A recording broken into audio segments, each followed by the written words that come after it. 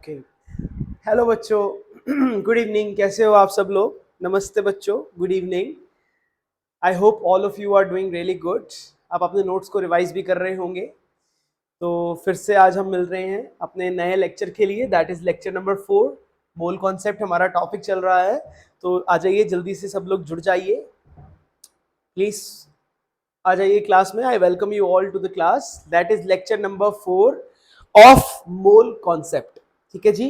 कल का जो हमारा लेक्चर था दैट वाज लेक्चर नंबर 3, जिसके अंदर हमने स्टोशियोमेट्री के बारे में बात किया था। So firstly I am giving you a chance, if you want to ask anything please ask. अगर किसी को कोई डाउट है, कोई प्रॉब्लम है तो पूछिए। यदि नहीं है तो हम लोग एक बार लेक्चर नंबर 3 रिवाइज करेंगे सबसे पहले। ठीक है। Okay, good evening. Ram Ram बच्चों। राम राम निकिता।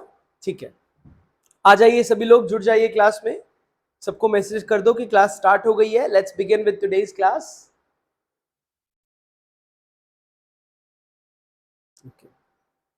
प्रणाम, आपको भी प्रणाम कौनिका। ओके।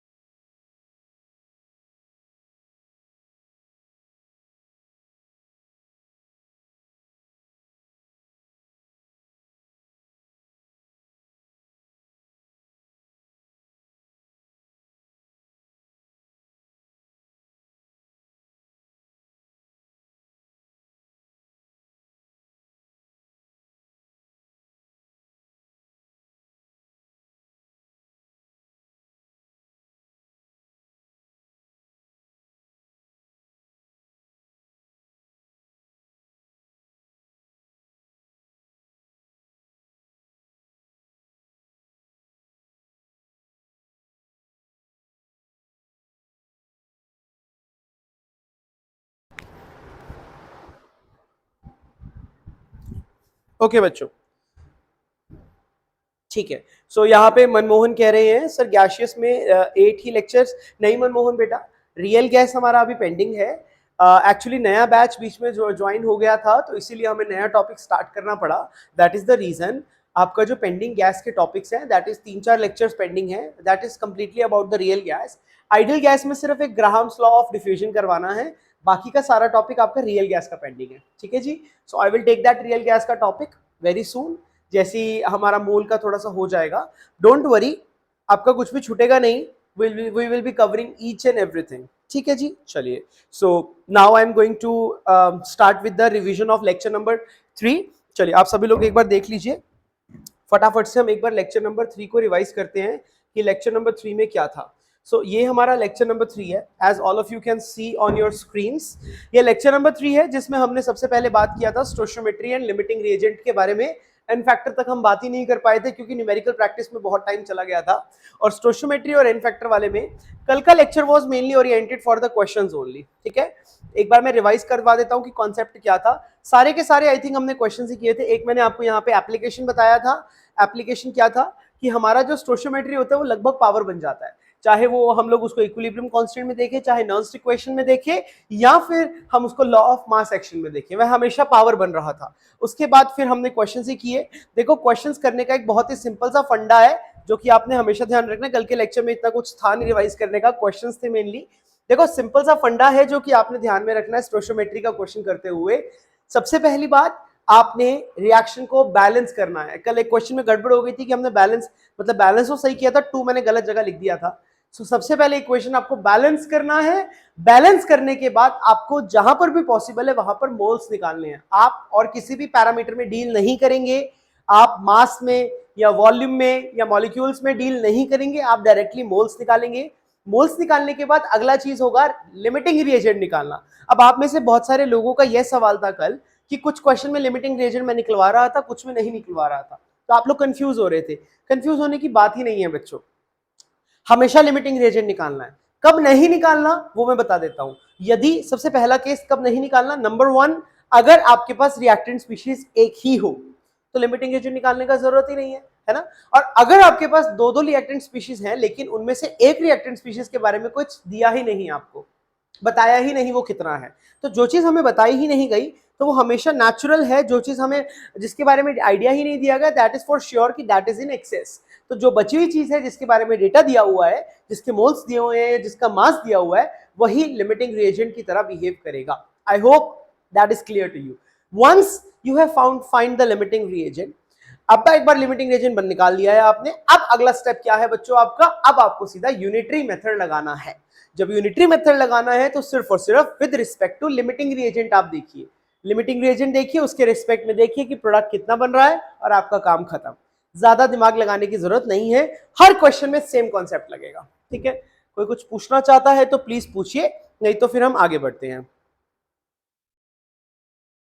ठीक है गायत्री, मैंने आपकी बात कल भी सुन ली थी। See there are certain set of restrictions, मैं डाउट क्लास में आपके सारे डाउट्स को एंटरटेन कर पाऊंगा, है ना। I can't really help you out in this thing, I will take the doubt class first, उसके बाद कुछ रह जाता है तो then will look for the other option. ठीक है ना, अभी एक बार डाउट क्लास का प्लीज आप वेट करो बेटा। ठीक है, please try to understand. I have seen your text yesterday also, but I was just तो अब आई होप तुम्हें मेरी बात क्लियर हो गई होगी। ठीक है, चलिए, तो इसका मतलब किसी को कोई डाउट नहीं है। अगर आप डाउट नहीं है तो चलिए फिर हम आगे बढ़ते हैं। ठीक है जी, सो हमने अभी तक हमने क्या किया, हमने सबसे पहले नंबर वन, मैंने आपको लेक्चर नंबर 2 3 का रिवीजन करवाया है। अब हम कुछ आगे बढ़ते हैं और मैंने आपको स्टोशियोमेट्री के क्वेश्चंस करने का फिर से एक बार पूरा का पूरा प्रोसेस एक्सप्लेन किया है। ठीक है, लेक्चर नंबर 2 में भी किया था, 3 में भी किया और 4 में भी मैंने स्टार्टिंग में कर दिया है। ठीक है, चलिए, अब एक दो क्वेश्चंस होंगे जो कि आप लोग मुझे करके दिखाओगे। आइए लेट्स डू सच क्वेश्चंस। ठीक है, बिल्कुल सेम टू सेम कॉन्सेप्ट वाले हैं। देखो आज का हमारा जो पहला क्वेश्चन है that is 1 liter of O2 and 1 liter of H2O are taken in a vessel, इनको एक वेसल में लिया है at STP पर लिया है। gases are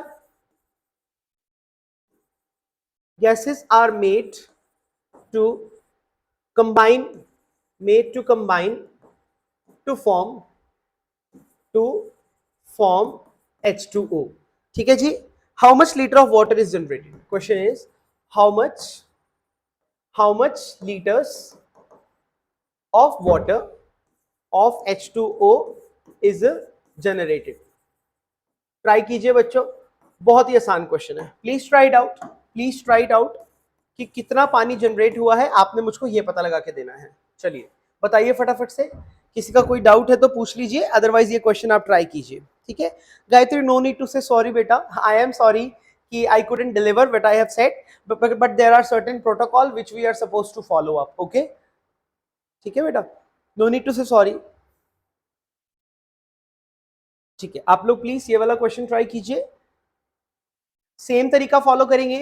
सबसे पहले आप लोग क्या करेंगे बेटा, इक्वेशन को बैलेंस करके लिखेंगे, बैलेंस करने के बाद क्या करेंगे, मोल्स निकालेंगे, मोल्स के बाद एलआर ढूंढेंगे, एलआर के बाद फाइनल प्रोडक्ट की तरफ मूव कर जाएंगे। Do it please do it.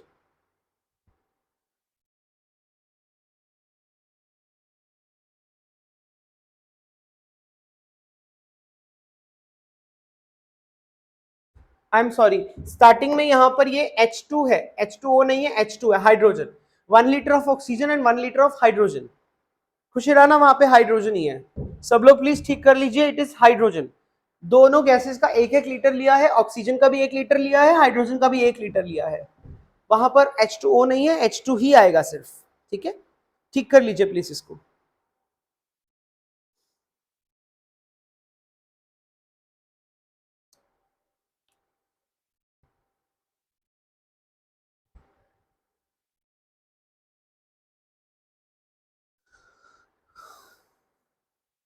हमने क्वेश्चन किए थे, एक मैंने आपने यहाँ पे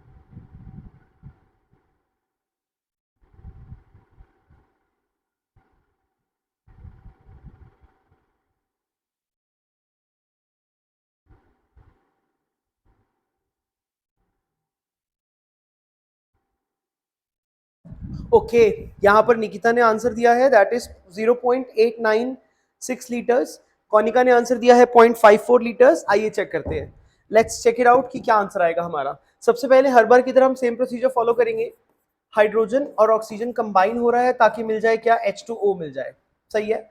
अब यहाँ पे ऑक्सीजन 2 है तो यहाँ पर भी 2 लगाना ही पड़ेगा, ठीक है।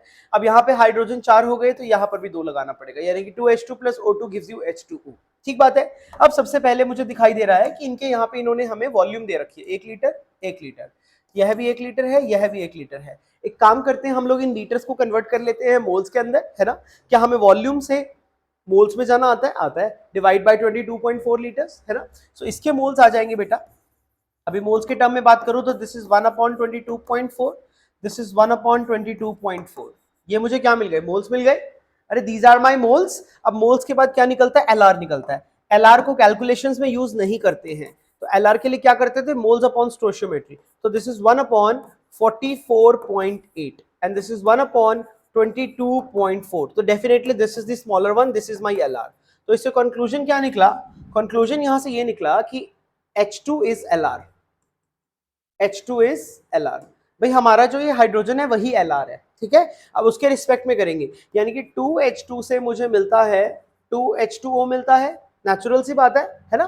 तो similarly what can I right कि 1H2 से मुझे मिलेगा 1H2O, रियली ये आ जाएगा हमारे पास। अब यहाँ पे मोल्स के हिसाब से देखेंगे तो 1/22.4 मोल H2 से मुझे मिलेगा 1/22.4 mole of H2O। Is that clear और नॉट। यहां पर मुझे पानी के मोल्स मिल गए, जैसे मुझे पानी के मोल्स मिल गए, let us calculate the mass of water.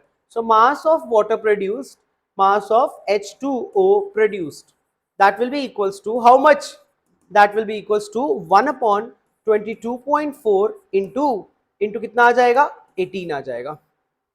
I hope it is clear to you, I hope ये बात समझ में आ गई होगी कि मैं कैसे कर रहा हूं। तो दिस इज 18 डिवाइडेड बाय 22.4, तो this is coming out to B,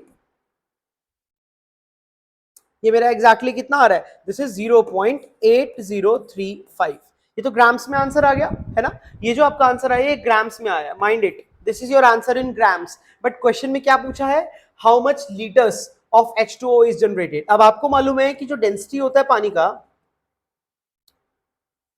density की बात करते हैं तो वो कितना होता है, 1 ग्राम पर ml, तो यानी कि यही मेरा ml में आ गया, यानी कि वॉल्यूम ऑफ H2O जनरेटेड। इससे सिंपली ये पता चला कि वॉल्यूम ऑफ H2O जनरेटेड कितना आया, that is equals to 0 point something आ रहा है, this is 0 point, sorry, this is coming out to be 0.8035 ml, 0.8035 ml, 8035 ml, ठीक है। अब इसको आप चाहो तो लीटर्स में भी कन्वर्ट कर सकते हो, कोई बड़ी बात नहीं है, ये तो सही बात है। अरे बोलो बेटा, इज दिस क्लियर और नॉट क्लियर, ठीक है। इस तरीके से इसको हम लोग करेंगे ताकि आपको क्लैरिटी से पता चले कि आंसर एक्चुअली में आ कितना रहा है। हाँ जी भाई, तो फटाफट से।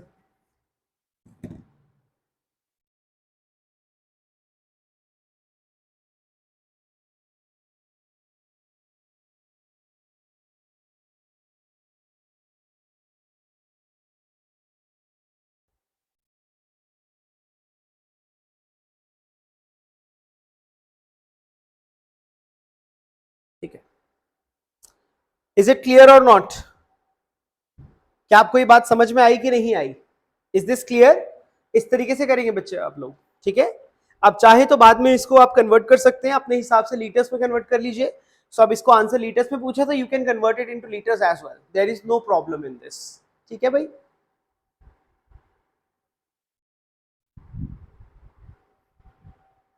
तो कितना आ जाएगा, ठीक है। तो volume can also be written as 0.80 into 10 to the power -3 litres, या फिर 8.03 इंटू 10 की पावर -4 लीटर्स, ठीक है। ये आपका आंसर आ जाएगा, बिल्कुल सही जवाब, ठीक है, परफेक्ट। इस तरीके से आप ये क्वेश्चन कर सकते थे, कोई भी मुश्किल क्वेश्चन नहीं था ये वाला, ठीक है। जिसने भी इसके अलावा दिमाग चलाया है, गलत चलाया है, दिमाग को सेट करो। जितने भी लोगों ने इसके अलावा कुछ सोचा है, अगला क्वेश्चन ट्राई करेंगे। कहता है, मैं सारी वैरायटी करवा रहा हूं एक एक, 0.45 grams of a dibasic acid, एक डाई बेसिक एसिड है कोई भी, dibasic acid reacts with 0.01 moles of NaOH. ठीक है जी. What is the molecular weight of acid? What is the molecular mass of acid? करो please. Do it. Do it. Do it.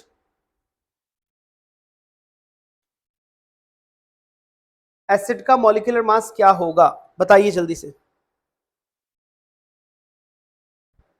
Okay. अब निकिता का यहाँ पे एक डाउट आया है. देखो भाई, निकिता का यहाँ पे सर डायरेक्ट मोल्स को 22.4 लीटर से मल्टीप्लाई करके लीटर्स नहीं निकाल सकते थे क्या? ओके.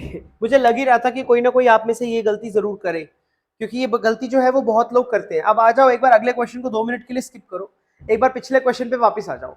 पिछले क्वेश्चन पे यहाँ पर निकिता का ये डाउट आ रहा है कि सर यहाँ पर देखो पानी के मोल्स तो निकल आए थे, या पानी के मोल्स आ गए थे एग्जैक्टली, है ना? क्योंकि अब कहता है कि वो निकिता बोलती है कि सर इसी मोल्स को डायरेक्टली मैं मल्टीप्लाई कर देती हूँ ना, क्योंकि देखो मोल से अगर हमें वॉल्यूम में जाना होता है तो हम लोग मल्टीप्लाई कर देते थे 22.4 से, है ना? यही तो मैंने आपको मेथड सिखाया था ना. अगर आपको याद हो थोड़ा सा, तो मैंने आपको एक ट्रिक सिखाई थी कि मोल से वॉल्यूम में आना जाना लगा रहता है. जब भी हम मोल से बाहर की तरफ जाते हैं तो साइन क्या लगता है? मल्टीप्लाई. तो यानी कि मल्टीप्लाई बाय 22.4 लीटर्स, और यदि वापस आना है तो डिवाइड बाय 22.4 लीटर्स. राइट? ये कंसेप्ट मैंने आपको सिखाया था, अच्छे से याद है मुझको. अब यहां पर ये कॉन्सेप्ट क्यों नहीं लग सकता?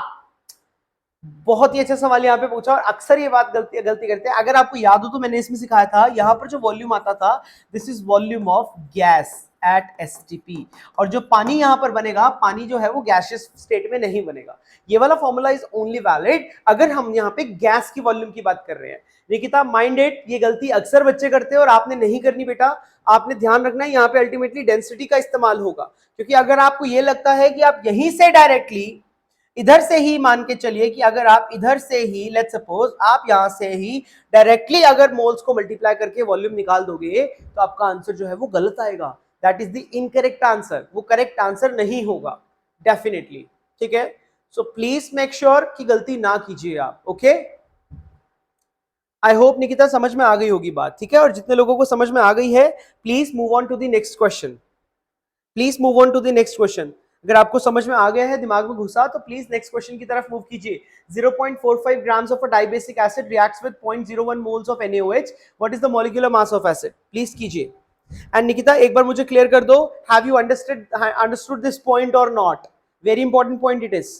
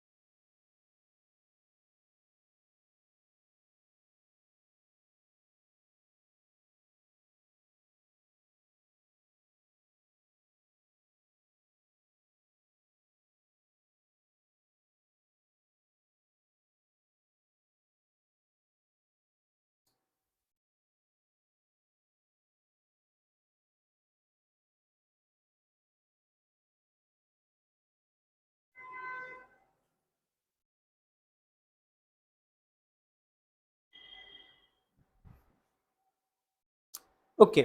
यहाँ पे बसंत का डाउट आया, सर अभी जो बोला फिर से एक बार बोल. सही मैंने ये बोला बेटा कि अब जब कभी भी देखो, यहाँ पर ना मोस्टली लोग ये गलती करते हैं.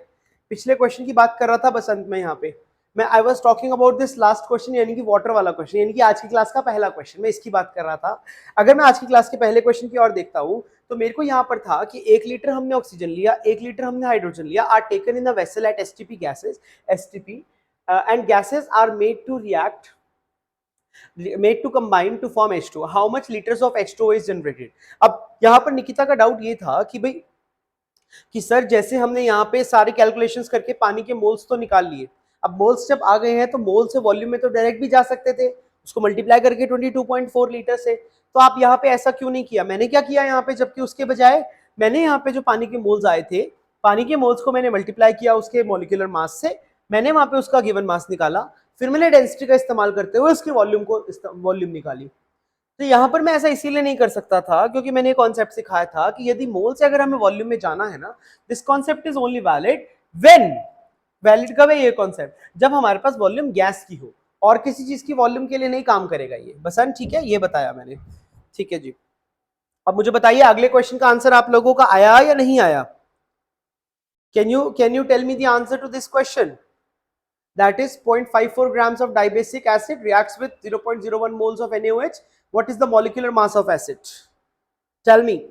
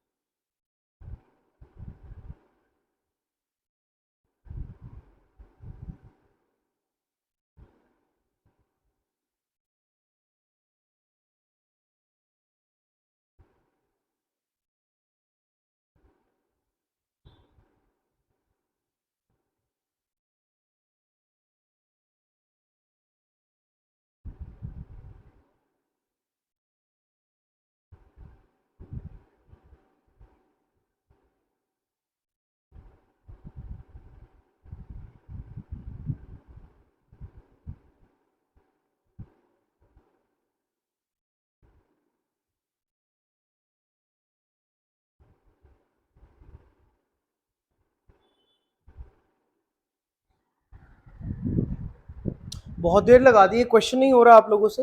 व्हाट इज दिस भाई? What is this? ट्राई करो एटलीस्ट, कुछ तो सोचो, दिमाग लगाओ। सेम स्टोशियोमेट्री का कॉन्सेप्ट लगाना है। I give you the hint.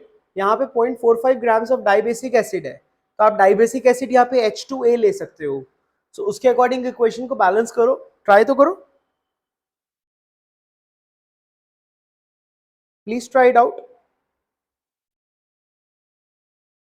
So much time you have taken.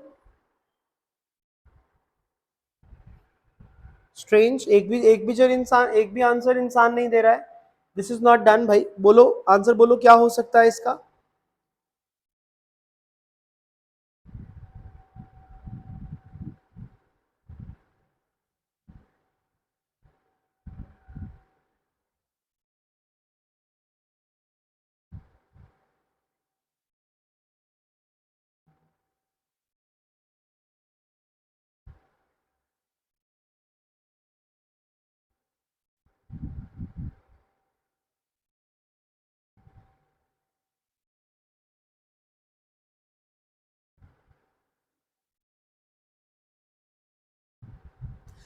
Are you guys even doing it? Please do it guys. देखो चलो मैं आपको करवा देता हूँ, अगर आपसे नहीं हो रहा है तो it's okay, because nobody is answering anything, nobody is.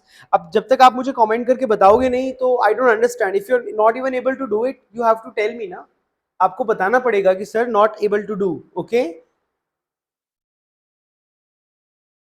या मेरा इंटरनेट वीक है, मतलब मेरे को तो कोई आंसर ही नहीं मिल रहा आप लोगों की तरफ से। व्हाट इज हैपनिंग भाई?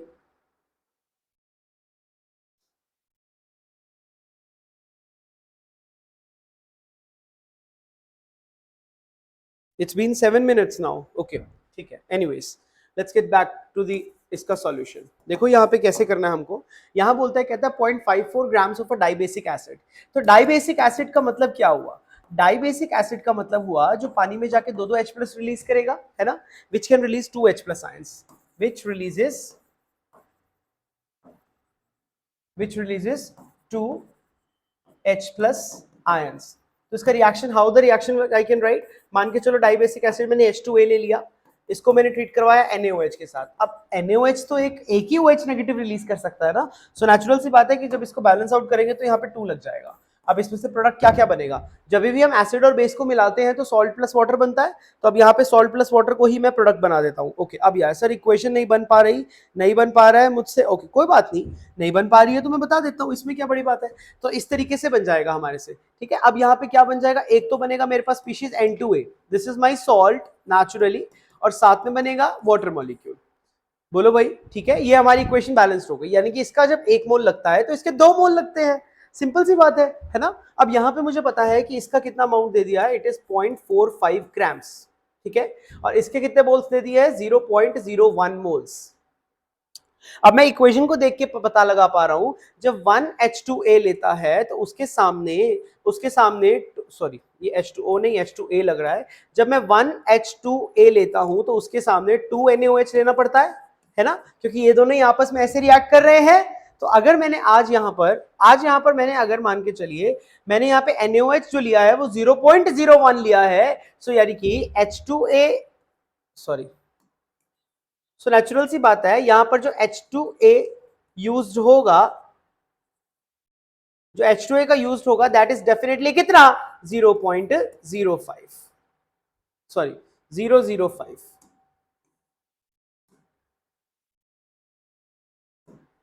इसका जस्ट आधा हो जाएगा। आई होप आपको ये बात समझ में आ रही है कि मैं आधा किस तरीके से इसको कर रहा हूं, क्योंकि देखो ये आधा समझना बहुत इंपॉर्टेंट है, अदरवाइज आपको दिक्कत हो जाएगी। अब इसका आधा मेरे पास कितना हो जाएगा, 0.005, यहां तक हम लोग पहुंच गए। सो बेसिकली यहां पर जो H2A के जो मोल्स यूज्ड होंगे दैट इज 0.005 मोल्स ओनली, केवल इतने मोल्स यूज होंगे H2A के। अब H2O के यदि इतने मोल्स यूज हुए हैं तो मैं क्या लिख सकता हूं, अब इसका गिवन मास मान के चलते हैं, ये इसका गिवन मास है, लेट्स सपोज इसका मोलर मास m है, और यह जो निकल के आ रहा है वह किसके बराबर आ रहा है, 0.005 के बराबर आ रहा है। तो बस इसको मैं इसके साथ क्या सॉल्व नहीं कर सकता? Is it very difficult question? पता नहीं तुम लोग क्या ही कर रहे हो, बहुत इजी सा क्वेश्चन था ये तो। बस अगर मुझे यहाँ पे सॉल्व करना है, सो m का वैल्यू क्या हो जाएगा, m will be equals to 0.45 divided by 0.005। इसको सॉल्व करोगे तो यहाँ पे तो डायरेक्टली कट रहा है, अरे बोलो बेटा, तो ये डायरेक्टली कट के कितना आ जाएगा, दिस इज 45 डिवाइडेड बाय 0.5, तो मेरा आंसर कितना आ गया, it is coming out to be 90। तो 90 ग्राम्स पर मोल, तो इसका मोलर मास कितना आ जाएगा एसिड का, दैट इज 90 ग्राम्स पर मोल। बोलो भाई समझ में आया कि नहीं आया? This was not a difficult question, but I don't understand कि आप लोग पकड़ क्यों नहीं पा रहे हो कॉन्सेप्ट को, ठीक है। 88 नहीं आएगा, 88 नहीं आ रहा खुशी बेटा, 90 आ रहा है, एग्जैक्टली 90 आ रहा है। आप लोग प्लीज क्वेश्चन को पकड़िए, इतना डिफिकल्ट क्वेश्चन नहीं था, do not take so much of time, और अगर नहीं भी बन पा रहा है तो आप मुझे तुरंत बता दीजिए, ठीक है। ओके चलिए आगे बढ़ते हैं, आगे बढ़ते हैं। इसी बात पे अगला क्वेश्चन हम लोग ट्राई करते हैं कि अगले क्वेश्चन में क्या कॉन्सेप्ट है। देखो स्टोशियोमेट्री के क्वेश्चन आपको करने पड़ेंगे, क्योंकि एग्जाम में हर साल 1 या 2 क्वेश्चन स्टोशियोमेट्री के आ रहे हैं, तो आप लोग इस टॉपिक को इग्नोर करके तो बिल्कुल नहीं चल सकते हो, ठीक है ना। अपने नोट्स को पढ़ो, बार बार पढ़ो, बार बार देखो, ताकि आपसे क्वेश्चन लगना स्टार्ट हो जाए, सही बात है। अदरवाइज फिजिकल तुम्हें तंग करेगी, क्योंकि आगे तुम इक्विलिब्रियम पढ़ोगे, और अगर स्टोशियोमेट्री पे तुम्हारा कमांड नहीं होगा ना तो इक्विलिब्रियम नहीं समझ में आने वाला, बहुत दिक्कत आएगी, I am telling you again and again. Okay जी ठीक है, चलिए। सो एक क्वेश्चन फटाफट से ये वाला लगा के दीजिए मुझे, कहता है how many moles of FeOH whole thrice can be produced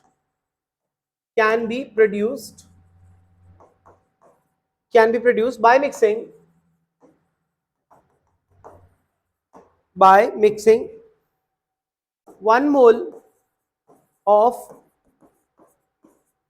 Fe2H3, 2 mole of H2O and 3 mole of O2. ठीक है, इसका रिएक्शन मैं आपको दे देता हूं. Reaction goes like this: Fe2H3 plus H2O plus O2 give you FeOH whole thrice plus sulfur. चलिए कीजिए, आपने मुझे इसके मोल्स पता लगा के देने हैं, इसके कितने मोल्स बनेंगे. ठीक है, प्लीज डू इट बच्चों, करके दिखाओ. और लेजी मत बनो इतना, अदरवाइज बड़ी दिक्कत हो जाएगी तुमको. बहुत ही आलसी हो तुम लोग तो.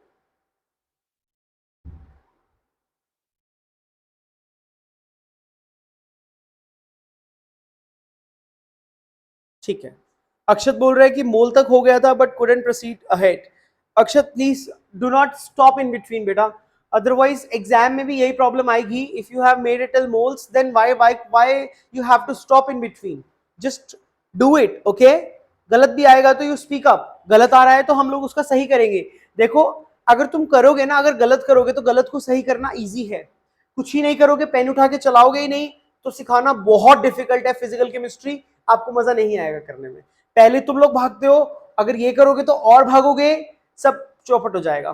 ठीक है जी, so please focus on doing. Okay, do this question now.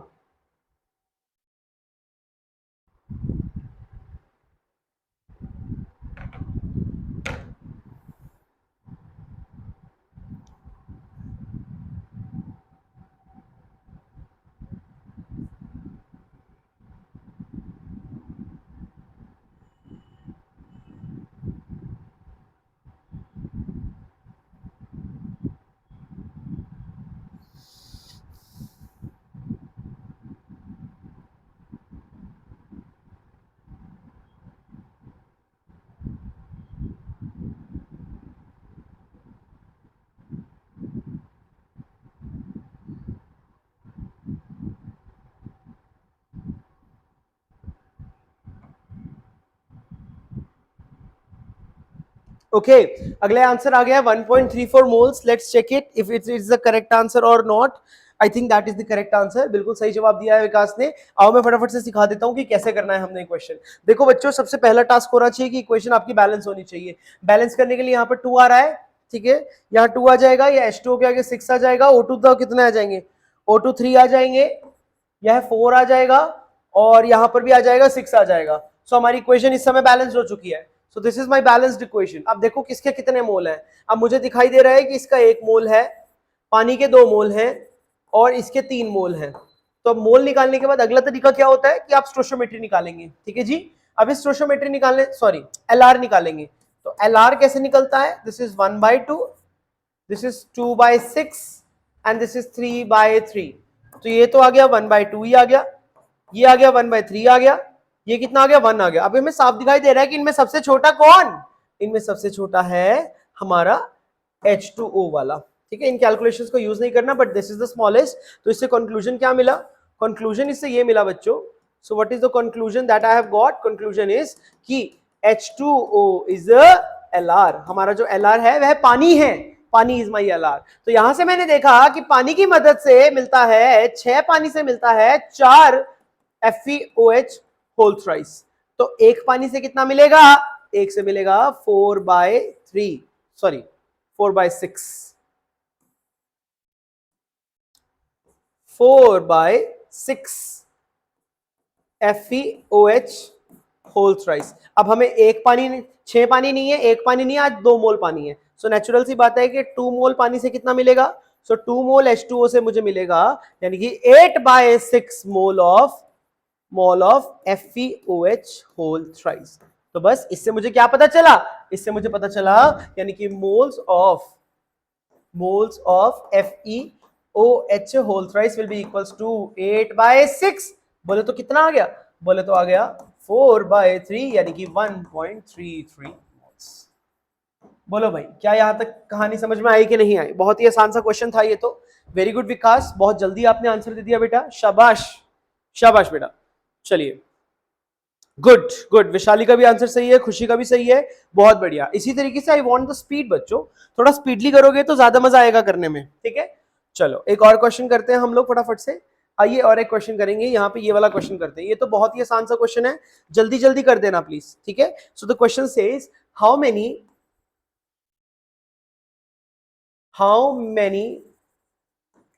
moles of electrons, how many moles of electron weighs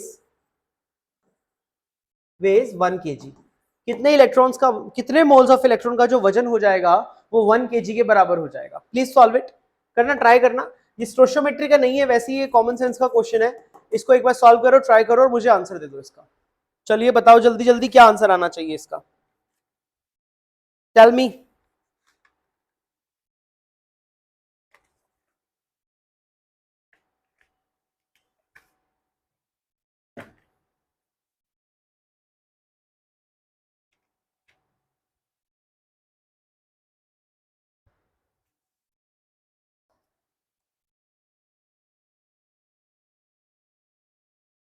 tell me this one.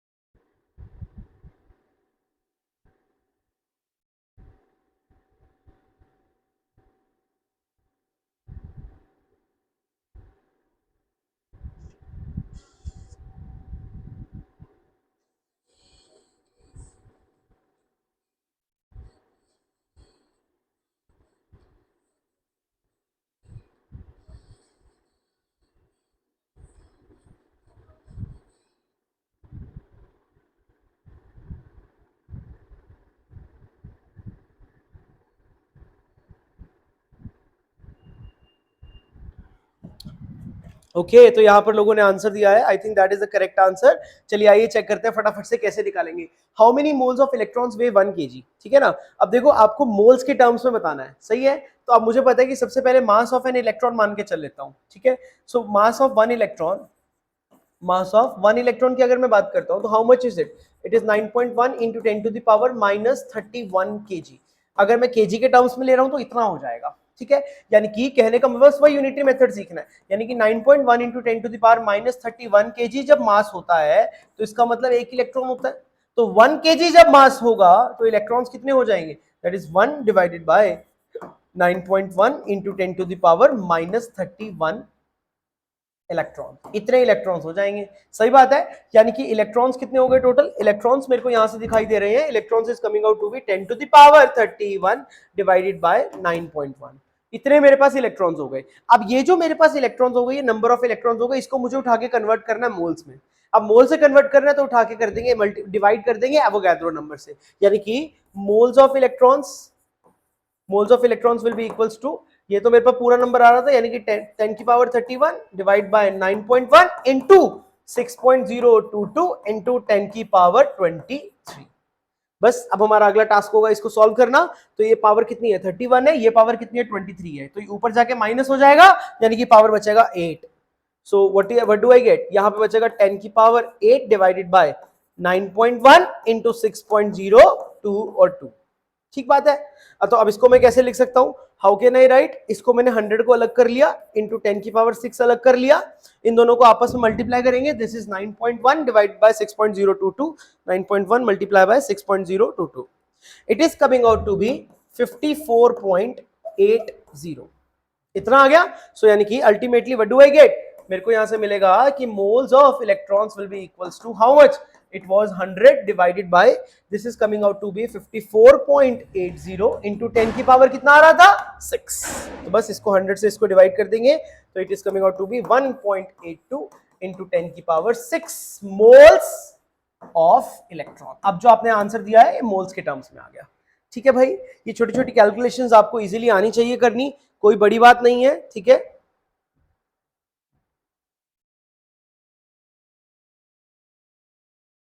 ठीक है। So I hope it is clear, कोई बड़ी बात नहीं थी इसके अंदर, आसानी से आप लोग कर सकते थे ऐसा क्वेश्चन। जितने भी लोगों ने इसके अलावा कुछ आंसर दिया उसमें कुछ ना कुछ गड़बड़ है, that is how you do it correctly.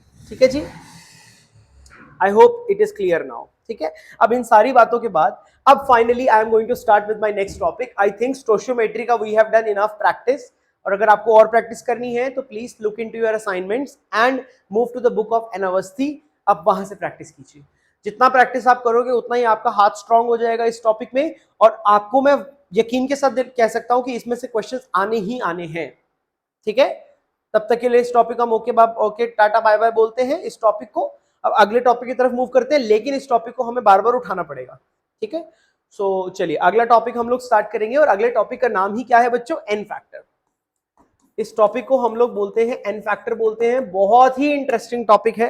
आइए मैं आपको सिखा देता हूं कि एन फैक्टर होता क्या है। देखो बच्चों, एन फैक्टर में आपको जो पढ़ाने वाला हूं ना, मैं 3 डिफरेंट चीजों के लिए एन फैक्टर को पढ़ाने वाला हूं, तीनों के लिए समझना बहुत इंपॉर्टेंट है एन फैक्टर। आइए जल्दी से इस गेम को समझ लेते हैं। ठीक है, बहुत ही इंटरेस्टिंग है, बड़ा मजा आएगा आपको पढ़ के, आओ देखते हैं। देखो बच्चों, जब भी मैं एन फैक्टर की बात करता हूं ना, तो सबसे पहली चीज जो हमारे पास एन फैक्टर में आती है, number 1 is for acids and base. Acids और बेस के लिए एन फैक्टर को कैसे डिफाइन करते हैं, तो सिंपल सा डेफिनेशन है, कहता the total number of ionisable H plus और OH नेगेटिव आयंस। ठीक है, जितने भी हमारे पास आयोनाइजेबल मतलब जो निकल जाए, जो पानी में बाहर निकल जाए, उनको हम लोग क्या बोलते हैं, उसका एन फैक्टर बोल देते हैं। ठीक है, तो अब इसके हम लोग कुछ क्वेश्चंस करते हैं। कहता है calculate n factor for the following, calculate the n factor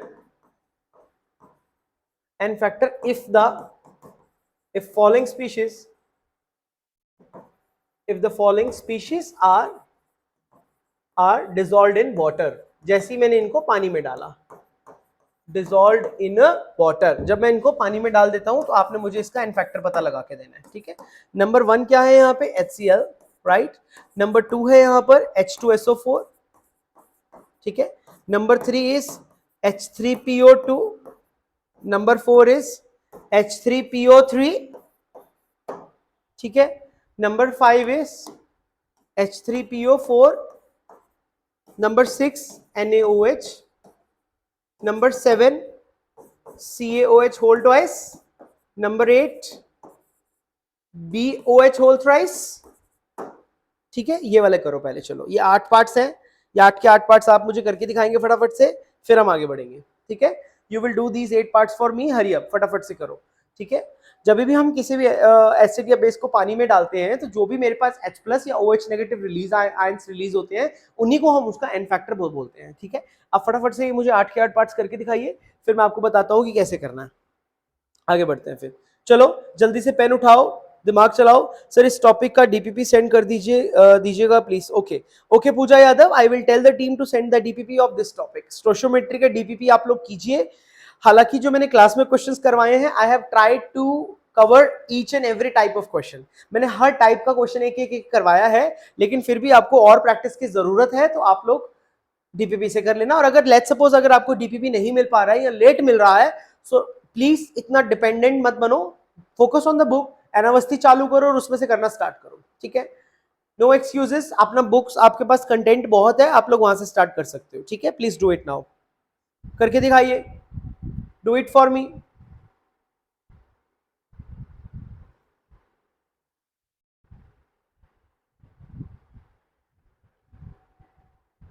okay, यहां पर कर भी दिया आप लोगों ने, बहुत ही बढ़िया, शानदार। तो पहले का इनफैक्टर कितना आ जाएगा 1, दूसरे का आ जाएगा 2, तीसरे का कितना आ जाएगा, तीसरे का, चौथे का, उसके बाद पांचवे का, अगले वाले का देखो 1 आ जाएगा, उससे अगले वाले का कितना आ जाएगा 2 आ जाएगा, लास्ट वाले का बोलना कितना आ जाएगा, लास्ट वाले का इनफैक्टर कितना लिखा है आपने, माय गॉड, गलत। अक्षत आपके आंसर्स गलत हैं, अनन्या आपके आंसर्स भी गलत है बेटा। सो यही तो फंसते हैं आप लोग, ठीक है। चलिए मैं आपको एक बार करेक्ट आंसर्स लिख देता हूं, आप लोग मुझे बता देना कि आप लोग का करेक्ट आंसर क्या क्या आया, ठीक है। पहले वाले का, थर्ड वाले का है 1, इसका 2, इसका 3 एंड इसका भी 1, ठीक है। सो आप लोग के जो आंसर्स गलत हैं, जैसे कि मैं देख पा रहा हूं कि आपके कुछ कुछ आंसर्स में गड़बड़ है। सो इन गड़बड़ वाली चीजों को, जैसे कि कौनिका के आंसर्स गलत है, अनन्या के गलत है, अक्षत के गलत है, तो इन गड़बड़ को एक बार मेरे को सुधार करना बहुत इंपॉर्टेंट है, ठीक है। चलिए आइए, देखो बेटा, मैं ना आपको एक चीज यहाँ पे क्लियरली बता दूं, एक बार मैंने पहले भी बताया था, एक बार मैं और यहाँ पे उस बात का जिक्र करना चाहता हूं ताकि आप लोग गड़बड़ ना करें। देखो हमारे पास एसेट्स जो होते हैं वह 3 टाइप के होते हैं। सबसे पहले मैं एसेट्स के बारे में फोकस कर रहा हूं, एसेट्स के ऊपर ध्यान दीजिए थोड़ा सा, ठीक है। थोड़ा सा इनऑर्गेनिक का पार्ट है जो कि हम अभी समझेंगे और जिसके बाद आपके सारे डाउट्स एकदम फंटास्टिकली क्लियर हो जाएंगे। एसेट्स हमारे पास 3 टाइप की हो जाती हैं। 3 टाइप की एसेट्स मेरे पास कौन कौन सी होती है? सबसे पहले टाइप की हो जाएगी मेरे पास अर्हिनियस, ठीक है, अर्हिनियस एसिड सबसे पहला। उसके बाद क्या हो जाएगा मेरे पास? ब्रॉन्स्टेड एसिड, ब्रॉन्स्टेड और भी होती हैं लेकिन मेजर ये 3 होती हैं। और तीसरी कैटेगरी हो जाएगी लुईस एसिड। अब मैं इन तीनों का एक फटाफट छोटा छोटा डेफिनेशन बोलूं तो क्या होता है? अर्हिनियस एसिड वो है जो कि H+ रिलीज करता है एक्वस मीडियम में। ब्रॉन्स्टेड एसिड वो है जो कि H+ रिलीज करता है एनी मीडियम में, किसी भी उठा के मीडियम में करता है, ठीक है। और लुईस एसिड कौन है? जो कि इलेक्ट्रॉन डेफिशिएंट होता है, यानी कि इसके पास इलेक्ट्रॉन्स की कमी होती है। अब ये वाले जो मेरे अर्हिनियस एसिड है, आज मैं इसके अंदर ज्यादा थोड़ा इंटरेस्टेड हूं, क्योंकि मेरे जो अर्हिनियस एसिड्स होते हैं वह फर्दर 2 हिस्सों में बटे हुए होते हैं। ये जो मेरे अर्हिनियस एसिड है ये फर्दर 2 टाइप के हो सकते हैं। अब वो टाइप्स क्या क्या है आओ इस पे नजर डालते हैं। Now Arrhenius acid could be of 2 types. वो 2 टाइप्स क्या क्या है? इनको या तो बोलते हैं हम लोग हाइड्रा एसिड, हाइड्रा एसिड भी बोल सकते हैं, या फिर क्या बोलते हैं बच्चों? ऑक्सो एसिड भी बोल सकते हैं, ठीक है बेटा, ऑक्सो एसिड। हाइड्रा एसिड कौन से होते हैं? मैंने पहले भी सिखाया था। हाइड्रा एसिड वो होते हैं जहां पे हाइड्रोजन डायरेक्टली अटैच होता है किसी भी इलेक्ट्रोनेगेटिव स्पीशीज के साथ, ठीक है। और यहां पर क्या होता है कि हाइड्रोजन अटैच होता है ऑक्सीजन से, ऑक्सीजन अटैच होती है इलेक्ट्रोनेगेटिव स्पीशीज से, ठीक है। यहां पर ये जो Z है मैं लिख देता हूं, this Z is some, it is some electronegative species, electronegative species, यह कोई ना कोई एक इलेक्ट्रोनेगेटिव स्पीशीज है। समझ आ गई बात? अरे बोलो बेटा। अब यहां पे जैसे कि सबसे पहली बात करते हैं हम लोग, सबसे इंपॉर्टेंट टॉपिक आता है यहां पे, that is called as oxo acids of phosphorus. Oxo acids of phosphorus, मैंने पहले भी इसके बारे में बहुत बढ़िया तरीके से आपको समझाया था जब मैंने आपके साथ में पिछले चैप्टर्स लिए थे। डाउट क्लास में भी एक बार मैंने बहुत अच्छे से क्लियर किया था आप लोगों को। चलो कोई नहीं, मैं एक बार फिर से बता देता हूं। ऑक्सो एसिड्स ऑफ फास्फोरस की जब भी हम बात करते हैं तो ऑक्सो एसिड्स ऑफ फास्फोरस में जो फंडामेंटल यूनिट है, यानी कि जो रिपीटिंग यूनिट है, वह कैसा कुछ दिखाई देता है? वह कुछ ऐसा होता है, यानी कि P होता है, P के साथ लगा रहता है एक डबल बॉन्ड O, और एक लगा रहता है O, और ये वाला लगा रहता है H, ठीक है। ये वाला जो हाइड्रोजन होता है जो कि O के साथ लगा रहता है, इसी को हम लोग एसिडिक हाइड्रोजन कहते हैं। एसिडिक हाइड्रोजन बच्चों यही वाला होता है, बाकी नहीं होते हैं, ठीक है जी। अब यहाँ पे देखो इसके 3 सबसे मेजर, सबसे इंपॉर्टेंट है, आइए उसके बारे में हम लोग एक बार जान लेते हैं, ठीक है। जैसे कि सबसे पहले मैंने बनाया था यहाँ पर, इसको देखो, आपको ना नाम के सहित इसको याद करना बहुत इंपॉर्टेंट है, ठीक है। नाम के साथ मैं आपको बता देता हूं। जैसे देखो इसमें भी 2 कैटेगरीज होती है, एक तो होती है ऑर्थो और दूसरी कैटेगरी होती है हाइपो। ऑर्थो का मतलब क्या होता है बच्चों? ऑर्थो का मतलब होता है common oxidation state, common oxidation state, यानी कि ऑक्सीडेशन स्टेट आपकी बार कॉमन रहेगी। और कॉमन के अंदर भी 2 वैरायटी है, क्या क्या? या तो +3 या फिर +5। और हाइपो का मतलब क्या होता है बच्चों? हाइपो का मतलब हो जाएगा uncommon oxidation state, uncommon oxidation state. और अनकॉमन में भी दो कैटेगरीज है, या तो +1 या फिर +4। ठीक है जी, ये मेरे पास ऑक्सीडेशन स्टेट्स आ गए। आइए, ये तो हो गए, दो नाम हो गए, कुछ कुछ आपको नाम याद रखने पड़ेंगे। एक शब्द इस्तेमाल करते हैं कभी कभी हम, इक एसिड। इक यानी कि पूरा एसिड का नाम होता है, लास्ट में इक लगा रहता है। इक एसिड का मतलब होगा कि हायर ऑक्सीडेशन स्टेट की बात चल रही है, हायर ऑक्सीडेशन स्टेट की बात चल रही है। और कभी कभी लास्ट में लिखा रहता है अस एसिड, अस एसिड, तो यानी कि लोअर ऑक्सीडेशन स्टेट की बात चल रही है। ठीक है जी। सो आपने ये छोटे छोटे पॉइंट्स हैं जो कि ध्यान में रखने हैं, क्योंकि यही पॉइंट्स मेरे काम आएंगे क्वेश्चन को एनालाइज करने के लिए। Lower oxidation state. अब चलिए, ये बातें अगर हमें पता चल गई हो तो इसी के बिहाफ पे एसिड्स के नाम लिखते हैं। नाम लिख के क्लियर हो जाएगा कि एन फैक्टर कितना होता है। ठीक है, जैसे सबसे पहला एसिड मैंने लिखा, लेट्स सपोज मैंने लिखा ऑर्थोफॉस्फोरिक एसिड। अच्छा, एक बात आपने और ध्यान रखनी है बच्चों, ये जो वर्ड ऑर्थो होता है ना, ये जो शब्द ऑर्थो होता है, यह वाला जो शब्द ऑर्थो होता है, ये बाय डिफॉल्ट होता है। बाय डिफॉल्ट से क्या अभिप्राय है मेरा, दिस इज बाय डिफॉल्ट, यानी कि अगर नहीं भी लिखा होगा ना तब भी वो ऑर्थो ही है। मतलब अगर यहाँ पे सिर्फ और सिर्फ फॉस्फोरिक एसिड भी लिखा रहता है ना तब भी एक ही बात है, फॉस्फोरिक एसिड। ठीक है भाई। अब यहाँ पे फॉस्फोरिक एसिड में देखो शब्द क्या है, ऑर्थो है। ऑर्थो का मतलब कि ऑक्सीडेशन स्टेट कैसे वाली है, कॉमन वाली है। अब आइए यहाँ पे कॉमन वाली में वैरायटी देखो। कॉमन में दो वैरायटी थी, एक तो +3 था, एक +5 था। अब तुम अपनी अकल चला के मुझे बताओ कि लास्ट में क्या लगा हुआ, इक लगा हुआ, इक लगा हुआ। इक मतलब, इक का मतलब क्या हो, जैसे फेरस फेरिक, स्टैनस स्टैनिक, प्लम्बस प्लम्बिक, जहां पर भी इक लगा होता है ना पीछे, तो यानी कि हायर ऑक्सीडेशन स्टेट की बात चल रही है। तो अब तुम अपने दिमाग से चलाओ, बताओ मुझे कि यहाँ पर ऑक्सीडेशन स्टेट क्या रही होगी, +5 रही होगी। सो यानी कि इसमें आपने नाम से ही पता लगा लिया कि ऑक्सीडेशन स्टेट +5 है। सो आपने बेसिक फंडामेंटल यूनिट बनाया है ना, फंडामेंटल यूनिट आपका क्या बना, ये OH बना। यानी कि जो बाकी के दो यूनिट्स लगने चाहिए वह कुछ इस प्रकार लगना चाहिए कि ऑक्सीडेशन स्टेट +5 आनी चाहिए। ये वाला बॉन्ड तोड़ेंगे तो +2 तो इसकी मदद से ही आ गया, ऊपर वाले ऑक्सीजन की मदद से। ये वाला बॉन्ड तोड़ेंगे तो +1 इसकी वजह से आ गया। यानी कि फास्फोरस पे ऑलरेडी +3 ऑक्सीडेशन स्टेट तो है बच्चों। तो यानी कि मुझे +5 अगर करना है तो मुझे इन दोनों बॉन्ड्स के साथ में दो ऐसी स्पीशीज लगानी पड़ेंगी जो फास्फोरस से ज्यादा इलेक्ट्रोनेगेटिव है। यानी कि यहां पर भी लगा देंगे OH और यहां पर भी लगा देंगे OH। तो यानी कि इससे मुझे क्लियर होता है कि मेरे पास जो ऑर्थोफॉस्फोरिक एसिड है उसका स्ट्रक्चर क्या बनता है, दैट इज H3PO4। एंड उसका एन फैक्टर क्या बनता है बच्चों, उसका एन फैक्टर बनता है 3। क्यों भाई 3, क्योंकि देखो ना क्लियरली दिख रहा है कि आयोनाइजेबल हाइड्रोजन एक ये रहा, एक ये रहा, एक ये रहा। 3 उसके पास आयोनाइजेबल हाइड्रोजन हैं। There are 3 ionizable hydrogens, there are 3 ionizable hydrogens, ionizable hydrogen, hydrogens. I hope ये बात क्लियर हो गई होगी। अभी तो शुरुआत है। अगला देखो बच्चों, अगला देखो, आई होप इतनी सी बात क्लियर हो गई होगी।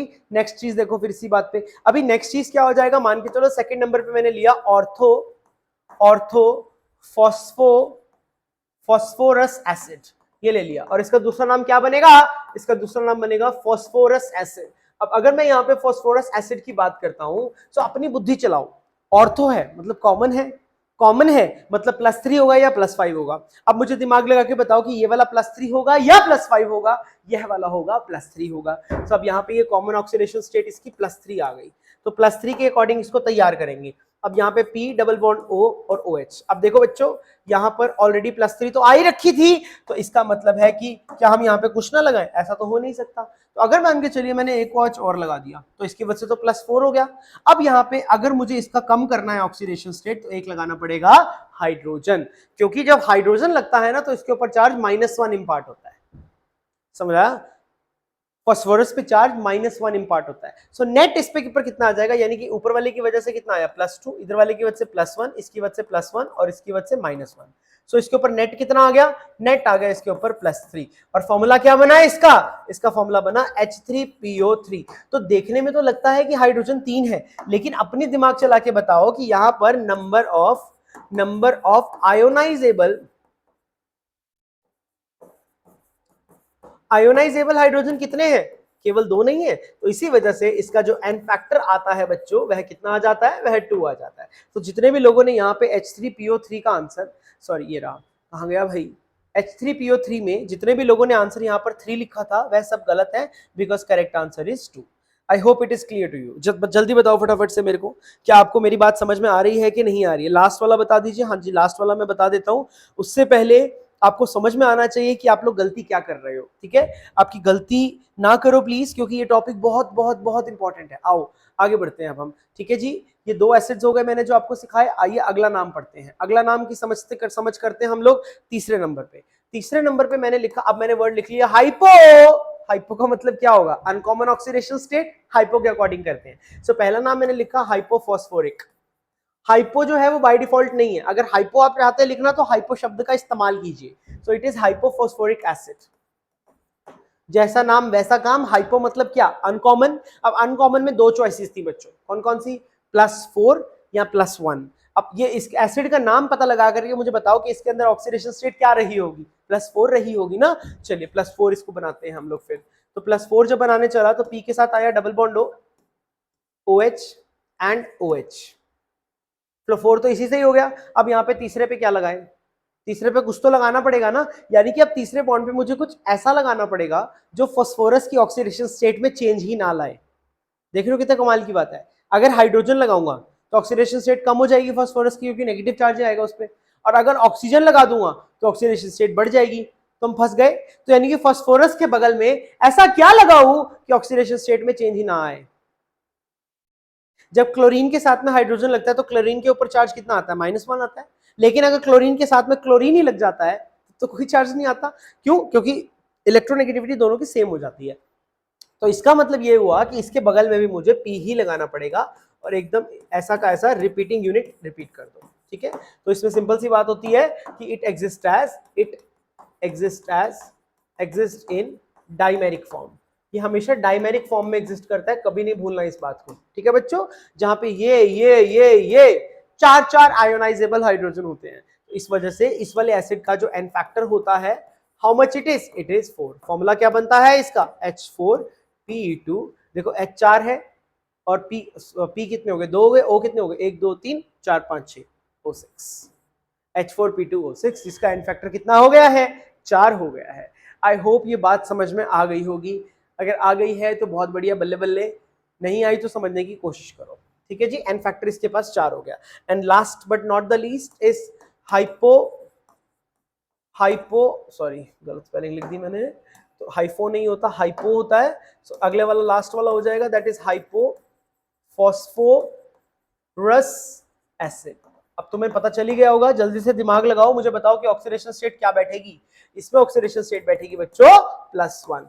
रिपीटिंग यूनिट मैंने बनाया, यहाँ पे OH। इसकी वजह से +3 तो आ ही चुका है, यानी कि अब मुझे 2 कम करना है, तो दोनों जगह हाइड्रोजन और हाइड्रोजन लगा दो। तो फॉर्मूला क्या बना? फॉर्मूला बना H3PO2। तो फॉर्मूला से तो देखने में लग रहा है कि 3 आयोनाइजेबल हाइड्रोजन है, बट वो आंखों का धोखा है। एक्चुअली में आयोनाइजेबल हाइड्रोजन कितना है? केवल 1, ठीक है? दिस इज ओनली आयोनाइजेबल, ठीक है? ये वाला it can only be ionized, it can only be ionised,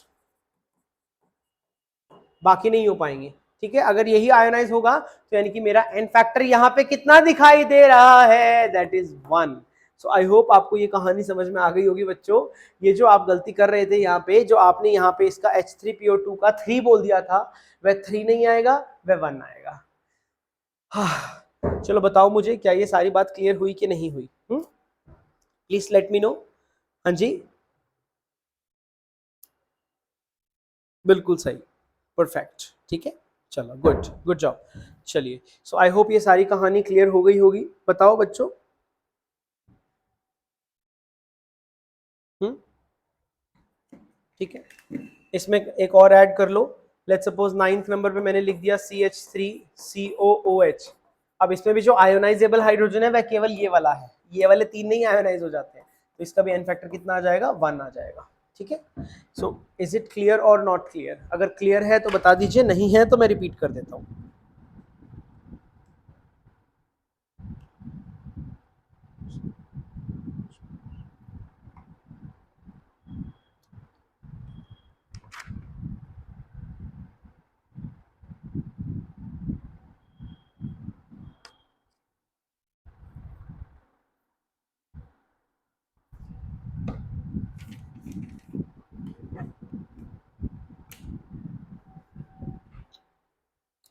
बताओ मुझे जल्दी से, ये बात क्लियर है कि नहीं है?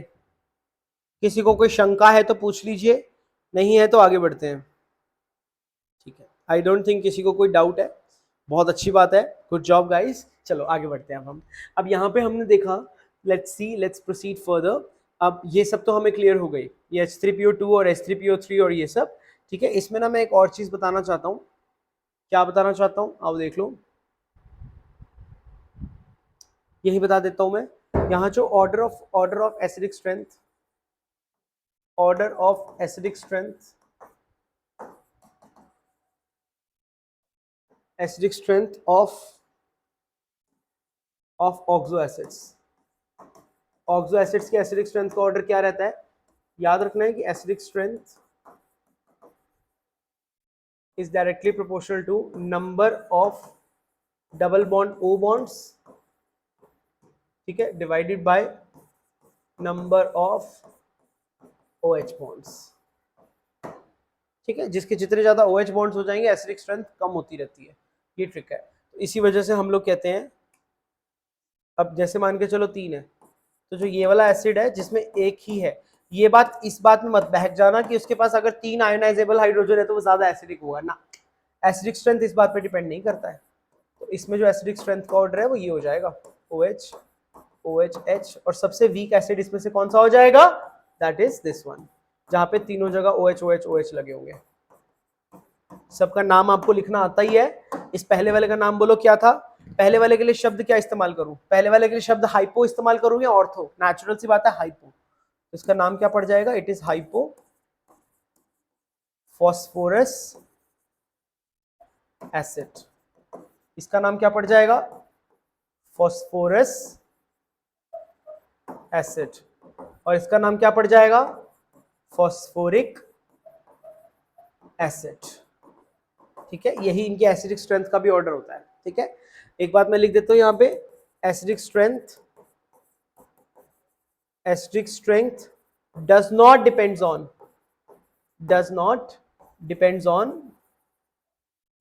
n factor। n फैक्टर पे number of H plus depend करता है, एसिडिक स्ट्रेंथ डिपेंड नहीं करता है। This is very very important point, गलती मत करना प्लीज। अक्सर ऐसा लोगों को लगता है कि जो ज्यादा H प्लस रिलीज करेगा वो ज्यादा एसिडिक होगा। नहीं बेटा, एसिडिक वो ज्यादा अच्छा होता है जो H प्लस ज्यादा ना रिलीज करे, जल्दी रिलीज करे। ठीक है, it's all about the time, it's about कितनी जल्दी रिलीज करता है। ठीक है, इक्विलिब्रियम में ज्यादा नहीं देखते, जल्दी देखते हैं। ठीक है, चलिए, so I hope it is clear. हाँ हाँ निकिता, आ रहा हूं मैं, 8 नंबर पे आ रहा हूं बेटा। I am coming to that also, don't worry बाप बेटा। 1 मिनट रुक जाओ बस, 1 मिनट बस। ठीक है, ओके। सो आई होप आपको ये सारी कहानी क्लियर हो गई होगी। सो इस पेज के तो क्लियर है हमें सारे, इस पेज के भी क्लियर हैं। अब इस पेज में हमें NaOH समझ में आता है, NaOH पानी में जाके एक ही OH देगा, ये भी एक ही देगा। अब ये तंग कर रहा है, ठीक है। आओ BOH होल थ्राइस को एक बार नजर डालते हैं कि भैया ये BOH होल थ्राइस की क्या कहानी है।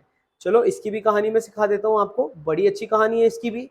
देखो देखो बेटा, BOH होल थ्राइस जो होता है ना, यह एक प्रकार का बेस नहीं है। आपको लग रहा है ये बेस है, बट रियली में ये क्या है?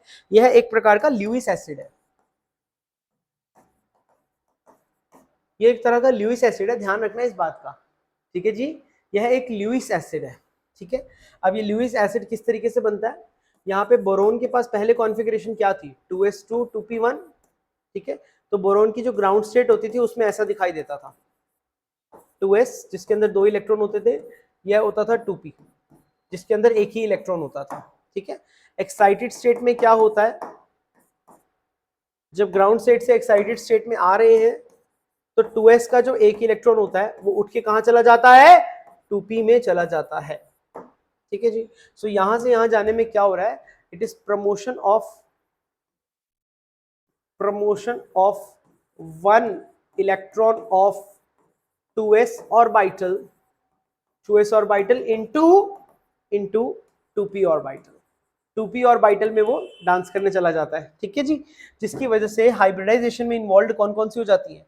तो इसके अंदर जो हाइब्रिडाइजेशन आती है दैट इज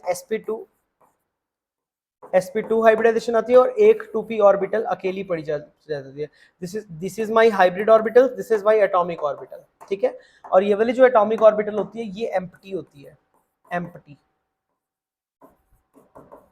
खाली होने की वजह से ये इलेक्ट्रॉन डेफिशिएंट कंपाउंड की तरह बिहेव करता है, ठीक है। मतलब at any point of time अगर आप इसको चेक करोगे तो इसके अंदर क्या होगा कि बी ने तीन तीन बॉन्ड्स तो बना रखे होंगे OH OH OH के साथ, देखो ना OH OH OH, but at any point of time एक 2p ऑर्बिटल इसके पास हमेशा खाली पड़ी रहेगी, ठीक है। This is vacant, this is vacant 2p orbital, यह वेकेंट 2p ऑर्बिटल है, प्लीज इसको मत भूलना, ठीक है जी। यह वेकेंट 2p ऑर्बिटल है जो कि खाली पड़ी रहती है। तब होता क्या है यहाँ पे, अब होता क्या है यहाँ पे कि जब BOH होल थ्राइस को हम पानी में डालते हैं ना बेटा, तो यहाँ पे ये अपना H प्लस तो एक भी नहीं रिलीज करता, तो इसका एन फैक्टर 0 होना चाहिए था, नहीं 0 नहीं होता है। जैसे इसको पानी में डालते हैं ना तो ये क्या बदतमीजी करता है कि पानी के साथ रिएक्शन शो करने लग जाता है। अब पानी में H प्लस OH नेगेटिव दोनों है, तो पानी का H प्लस इस पे OH नेगेटिव इस पे अटैक करने लग जाता है और ये कन्वर्ट हो जाता है BOH होल 4 नेगेटिव और साथ में एक रिलीज होता है H प्लस, ठीक है जी। अब ये जो H प्लस रिलीज हुआ है ना, ये असल में कहां से आया है, फ्रॉम वाटर मॉलिक्यूल आया है, फ्रॉम H2O मॉलिक्यूल आया है असल में, परंतु ये आया कब है, जब ये प्रेजेंट है तभी तो आया ना। इसीलिए हम इस एक H प्लस रिलीज होने की वजह से हम लोग कहते हैं इसका जो एन फैक्टर रहेगा दैट इज इक्वल टू 1। इसीलिए BOH होल थ्राइस का जो एन फैक्टर होता है बच्चों that is equal to 1। I hope ये बात समझ में आ गई होगी। अब बोलो निकिता, क्लियर है? जहां पे आपको डाउट हो रहा था, that is why it is n factor equals to 1 because it is a Lewis acid, यह एक ल्यूइस एसिड है। बोलो भाई, क्या ये स्टोरी क्लियर है आपको? बोलो फटाफट से। If it is clear then we can proceed further, ठीक है। ओके ओके सर, ऑक्सीडेशन का इनवर्स ऑर्डर, ठीक है sir. Where will we keep hypophosphoric acid in the order? No बेटा अक्षत, हाइपोफॉस्फोरिक इसमें हम कंपेयर ही नहीं करते हैं, ठीक है। Otherwise you can check for the pK values and then compare, ठीक है। अदरवाइज इसमें कंपैरिजन में जनरली हम लोग नहीं डालते हैं इसको, no need, no need of it, okay, ठीक है। उसको हम बहुत बार लिखना भी पसंद नहीं करते, ठीक है। चलिए, सो आसान सा था ये।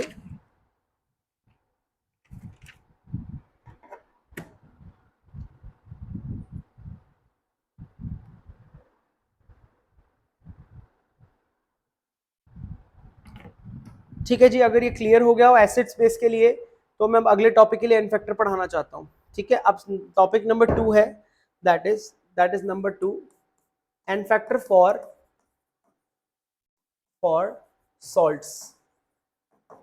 अब हम सॉल्ट्स के लिए पढ़ेंगे, तो सॉल्ट्स के लिए एन फैक्टर का फॉर्मूला क्या होता है बच्चों? That is always equals to modulus of Z plus into Z minus, बस प्रोडक्ट ऑफ चार्जेस, ठीक है। अब यहाँ पे क्या हो जाएगा, यहाँ पे Z प्लस ध्यान रखना, Z plus is the charge on cation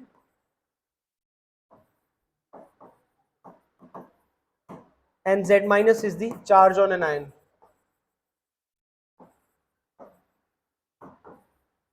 simple सी बात है, कुछ है ही नहीं इसके अंदर। नोट कीजिए, मैं अभी आया, एक सेकंड पानी पी के।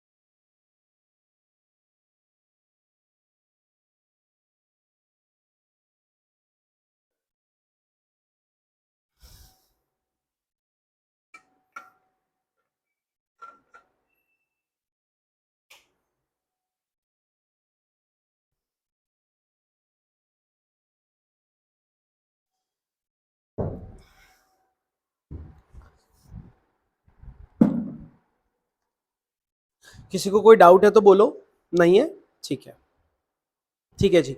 चलिए आगे बढ़ते हैं अब हम। जैसे फॉर एग्जांपल NaCl का एन फैक्टर कितना हो जाएगा? एन फैक्टर इसका हो जाएगा, दैट इज इक्वल्स टू, तुम खुद सोच सकते हो, NaCl टूटेगा तो कैसे टूटेगा, Na plus Cl minus, so n factor is equals to 1 multiply by 1 equals to 1। ठीक है, AlCl3 का बताओ, तो AlCl टूटेगा कैसे, Al पे 3 पॉजिटिव प्लस 3 पे 3 times of Cl negative, simple सा, इसका भी एन फैक्टर है ना जी, तो इसका एन फैक्टर हो जाएगा, कितना हो जाएगा बोलो, that is 3 into 1, that is equals to 3 आ जाएगा। ठीक है, सो आसानी से आप इनके एन फैक्टर निकाल सकते हो, कुछ मुश्किल बात नहीं है। ठीक है जी, ओके। अब आप मुझे करके दिखाएंगे, calculate the n factor for the following, calculate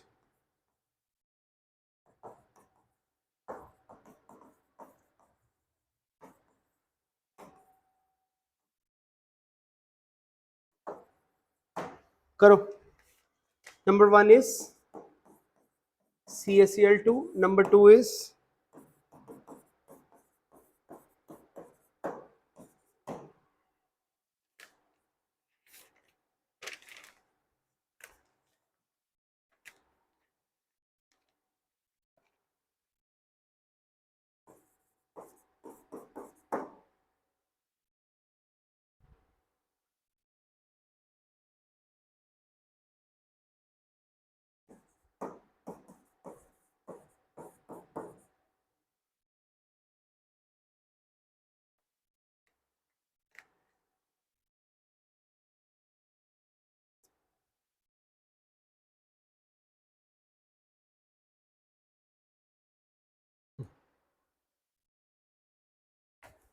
कीजिए, करो फटाफट से, फटाफट करो।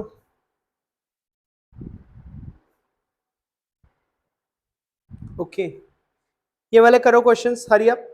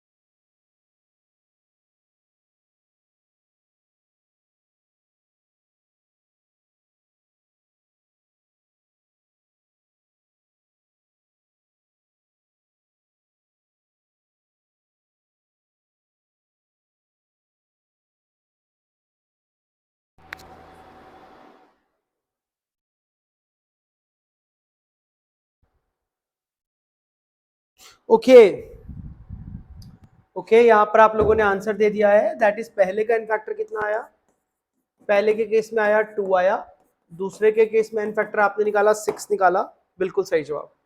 अगले के केस में भी एन फैक्टर 2 आएगा, और उससे अगले के केस में भी एन फैक्टर 2 आएगा, बिल्कुल सही जवाब बच्चों, शाबाश। 2 ही आएगा बसंत, लास्ट वाले का भी 2 ही आएगा बेटा, इट इज 2 ओनली। ठीक है जी, बताओ फटाफट से, समझ में आया कि नहीं आया, इज इट क्लियर और नॉट क्लियर। बहुत ही इजी सा टॉपिक है। ठीक है, और थर्ड वाला पार्ट कर लेते हैं अब हम, ये था हमारा एन फैक्टर 2 के लिए, अब थर्ड, ये third is the most important, ये वाला सबसे काम का है, जो मैं थर्ड करवाने जा रहा हूं ना, बहुत जरूरत पड़ेगी इसकी हर जगह। ठीक है, थर्ड वाला is n factor for redox reactions, redox reactions.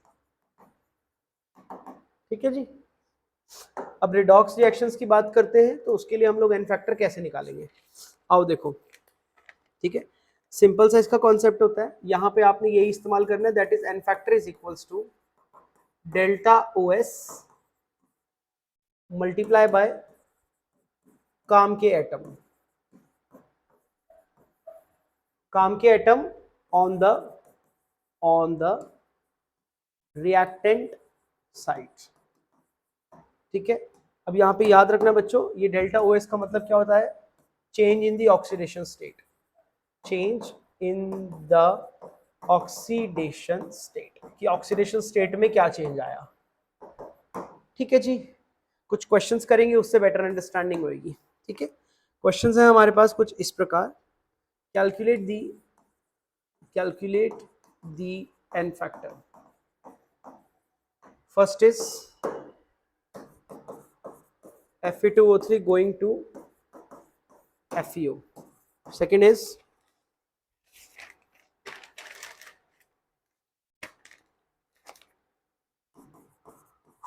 H2SO4 going to H2S. Third is MnO4 negative going to Mn2 plus. Fourth is MnO4 negative going to MnO2. ठीक है जी। Fifth is Cr2O7 2 negative going to Cr3 plus. Sixth is H3PO4 plus NaOH gives you Na2HPO4 plus H2O। ये mix है, N factor mix है, इसमें mix questions हैं, सारे दे रहा हूं मैं। रेडॉक्स वाले भी हो सकते हैं, सॉल्ट वाले भी हो सकते हैं और एसिड बेस वाले भी हो सकते हैं, याद रखना। ठीक है। Seventh is H2SO4 plus NaOH gives you NHSO4 plus H2O। Eighth is CaCl2 plus NaF gives CaClF plus NaCl। Ninth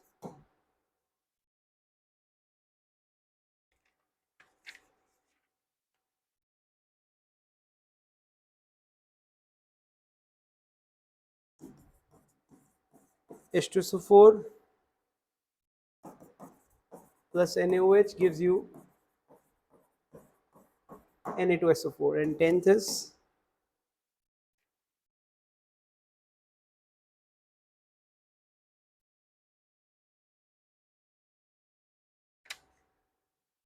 I think that's it।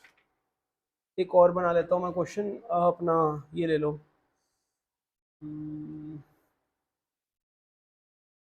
ये हो गया, ये हो गया, ये हो गया, ये हो गया। I negative gives IO3 negative. चलो करो, ये 10 के 10 पार्ट करके दिखाओ। ठीक है, अभी do this for me, do these 10 parts for me please. करो बच्चों, प्लीज डू इट।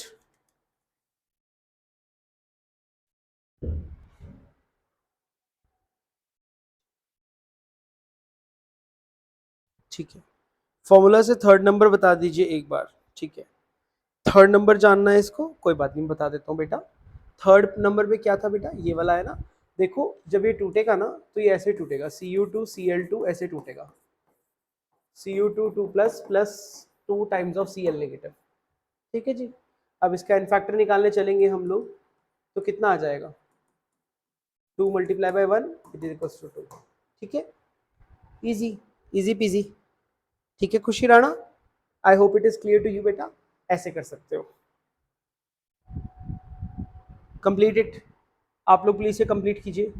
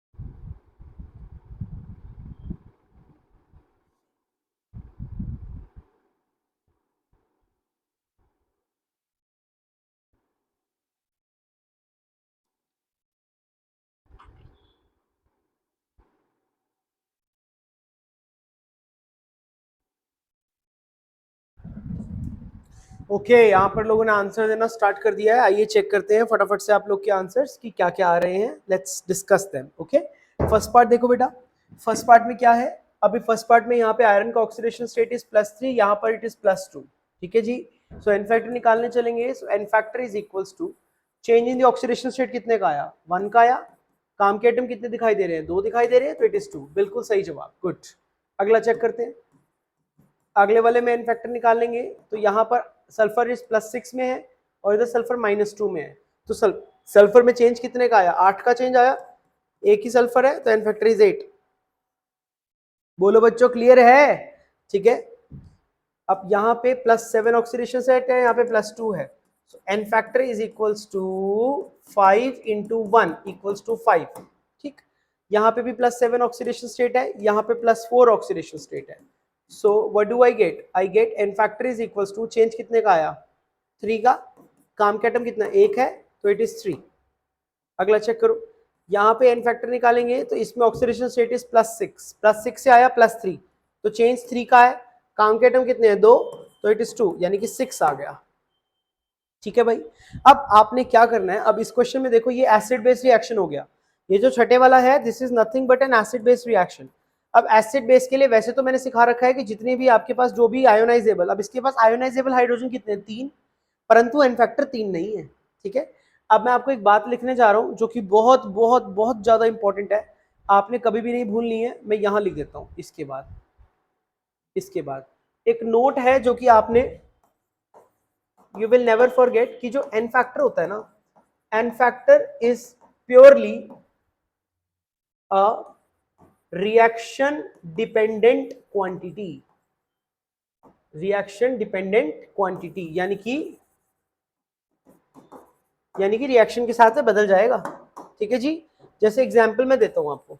हाँ जी, अभी जैसे H2SO4 है, एक बार तो आपको पता है जब ये एसिड की तरह बिहेव करेगा तो इसका एन फैक्टर कितना आ जाएगा, 2 आ जाएगा।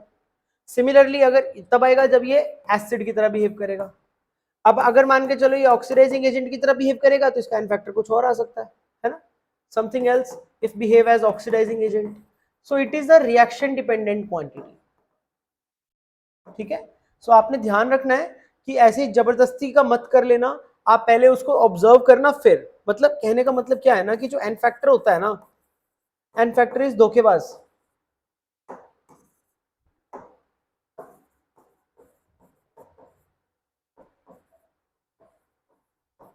धोखेबाज है क्वांटिटी ये वाली। ठीक है ना, बहुत ज्यादा भी इसके अंदर खो मत जाना एन फैक्टर के अंदर। ठीक है, इस्तेमाल करो और उसके बाद आगे बढ़ो। अब जैसे एक क्वेश्चन से एग्जांपल देता हूं मैं, लास्ट वाला क्वेश्चन देखो यहाँ पे। अब यहाँ पे है तो 3 आयोनाइजेबल, लेकिन मैं प्रोडक्ट को भी तो ऑब्जर्व करूंगा ना। मैं देख पा रहा हूँ कि प्रोडक्ट में मुझे दिख रहा है कि 2 ही हाइड्रोजन निकल पा रहे हैं, एक हाइड्रोजन आज भी है यहाँ पे वापिस। तो इस रिएक्शन में इसका जो एन फैक्टर आ जाएगा दैट इज इक्वल टू 2, ना कि 3। This is very very important point. ठीक है जी, छठे क्वेश्चन में ये वाली बात बहुत बहुत बहुत ज्यादा अनिवार्य है, आपने ये बात नहीं भूलनी है। ठीक है, 2 क्यों, क्योंकि only 2 hydrogen are being ionized, only 2 hydrogen are being involved in the acid base reaction, 1 is not, that is why. Okay, अगला देखो इसी बात पे देखो, नेक्स्ट देखो। अब इसके अंदर भी अगर हम देखते हैं वैसे तो एन फैक्टर 2 आता है, लेकिन इसमें और इसमें ऑब्जर्व करो एक ही हाइड्रोजन निकला है, so it is n factor equals to 1। Very important, why, because only 1 hydrogen is being involved in acid base reaction, being involved in acid base reaction। ठीक है जी, इस बात का प्लीज ध्यान रखना, गलती मत कर देना। सिमिलर इसमें भी देखो, इसमें भी हमें साफ साफ दिखाई देता है कि चार्जेस तो वैसे इसमें कितना आ जाएगा, 2 आ जाता है इन फैक्टर, लेकिन बच्चों आपने देखना है कि यहाँ पर जो चेंज आ रहा है वह केवल और केवल एक ही क्लोरीन के रिस्पेक्ट में आ रहा है। जब एक ही क्लोरीन के रिस्पेक्ट में चेंज आ रहा है तो आप बाकी का क्लोरीन तो एज इट इज पड़ा हुआ है ना यहाँ पे, तो सिमिलरली उसी फैशन से यहाँ पर भी एन फैक्टर कितना आ गया, 1 आ गया। और ये एन फैक्टर है किसका, इसका है, तो इसके पास ही लिख दो। तो इसका भी बच्चों n factor, I am sorry, इसका भी एन फैक्टर यहाँ पे 1 आ गया। अगला वाला देखो, अब यहाँ पे मुझे दिखाई दे रहा है कि H2SO4 के दोनों इन्वॉल्व है, तो सिमिलर हर बार की तरह इसका एन फैक्टर आ जाएगा 2 आ जाएगा। एंड लास्टली यहाँ पे ऑक्सीडेशन स्टेट कितनी है, -1 है, यहाँ पे ऑक्सीडेशन स्टेट कितनी है, +5 है, तो यानी कि n factor is equals to change कितने का आया, 6 का आया इंटू 1, तो यानी कि 6 आ गया। ठीक है जी, आपने इन सारे एन फैक्टर्स के कॉन्सेप्ट को बच्चों बहुत ही डीपली ऑब्जर्व करना है, अदरवाइज 1 मिनट लगेगा आपको क्वेश्चन गलत करने में। ठीक है, चलो बताओ मुझे कि आपको तीनों के तीनों एन फैक्टर्स निकालने आए कि नहीं है, इसमें भी there is a lot to it, बहुत कुछ है समझने के लिए। ठीक है सर, बेस से क्यों नहीं देखा आपने, ओके मैंने मार्क नहीं किया, जो मैंने पहली चीज लिखी थी ना, मैंने उसी के रिस्पेक्ट में देखना था। ठीक है,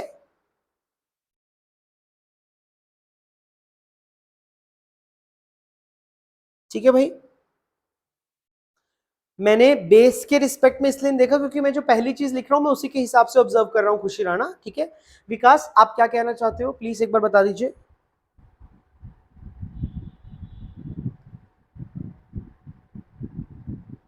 any problem?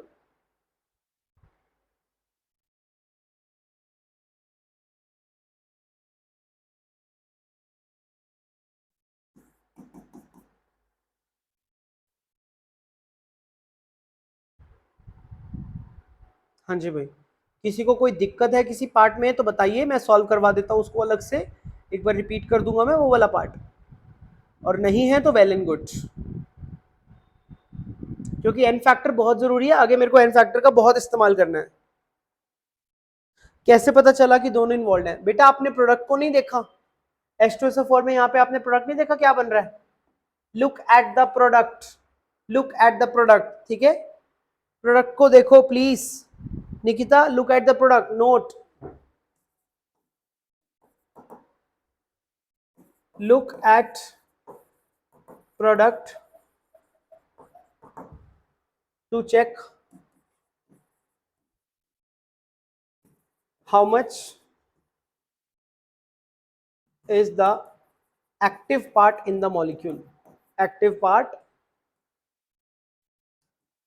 in the molecule, इस एक्टिव पार्ट को ही तो एन फैक्टर कहते हैं हम लोग। ठीक है जी, बोलो सबको क्लियर हो गया? ठीक है सर, 6 में क्या याद रखना है, 6th वाला क्या था बेटा, 6th में कुछ भी याद नहीं रखना, बहुत इजी है, आपने प्रोडक्ट को देखना है। Vikas just look at the product बेटा, यहाँ पे मैंने प्रोडक्ट को देखा कि यहाँ पर तीनों के तीनों आयोनाइजेबल हाइड्रोजन थे वैसे तो, लेकिन मैंने प्रोडक्ट में देखा कि 2 ही सोडियम आ रहे हैं यहाँ पे, 2 ही H+ को बाहर निकाल के, तो मतलब 2 ही आयोनाइजेबल हुए ना हाइड्रोजन इस रिएक्शन के अकॉर्डिंग, तो इसीलिए एन फैक्टर 2 हो गया, बस ये ध्यान रखना है। ठीक है, ठीक है, 6 वाले में और 7 वाले में दोनों में सेम ही कॉन्सेप्ट है, because only 1 hydrogen is being involved in acid base reaction, क्योंकि देखो अभी भी जो प्रोडक्ट है उसमें एक हाइड्रोजन तो मुझे दिखाई दे रहा है ना, look at the product and check. Vikas and Basant, I hope I have made my point clear, आप प्लीज प्रोडक्ट को देखिए और उसके बाद चेक कीजिए। ओके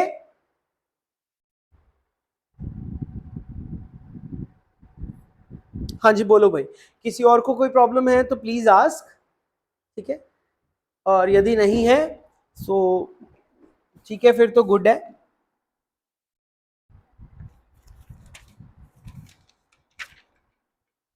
ठीक है, because if there is no problem then we will move to the applications of n factor in tomorrow's class। ठीक है, n factor की बहुत ज्यादा जरूरत पड़ती है, applications of n factor की बात करूंगा और मैं concentration terms की तरफ मूव कर जाऊंगा फिर। ठीक है, सो इतना ही था हमारा आज के लेक्चर में। आज मुझे मेनली आपको एन फैक्टर निकालना सिखाना था बच्चों, एन फैक्टर बहुत ही काम की चीज है, आगे इलेक्ट्रोकेमिस्ट्री में भी एन फैक्टर की बहुत जरूरत पड़ेगी आपको। ठीक है, अगर एन फैक्टर ठीक से निकालना आता होगा तो इलेक्ट्रो आपको बहुत इजीली लगेगा, इजी लगेगा। ठीक है, आई थिंक आपका इलेक्ट्रोकेमिस्ट्री चल भी रहा है। ओके सर, जो चेंज इन ऑक्सीडेशन स्टेट किए हैं उसमें साइन को भी इन्वॉल्व, अरे कमाल है यार, क्यों नहीं इन्वॉल्व करेगा, बहुत -1 से +5 जा रहा है, तो चेंज तो 6 का ही आया, साइन को क्यों नहीं करेगा इन्वॉल्व, कमाल है। That is obvious common sense है, ये तो नंबर लाइन ही देखा क्या आपने बचपन में कभी भी, -1 से अगर मैं +6 की तरफ जा रहा हूं तो चेंज तो 6 का ही आया कि नहीं, कि 5 का आया। ठीक है जी, चलिए क्लियर है। सो थैंक यू बच्चों, पढ़ते रहिए, नोट्स बनाते रहिए और मजे से पढ़िए, तब तक के लिए टाटा बाय बाय। मजा आया मुझे आपकी आज ये क्लास लेने में। एन फैक्टर आई होप आपने सीखा होगा ढंग से कि एन फैक्टर क्या चीज होती है, क्योंकि इसका इस्तेमाल बहुत ज्यादा हम करने वाले हैं। ठीक है जी, चलिए गुड नाइट बच्चों, will see you tomorrow and with new energy new beginning. कल हम लोग करेंगे applications of n factor and concentration terms. ठीक है जी, चलिए। So I am ending the stream. If anybody wants to say something please say, और you can leave the session.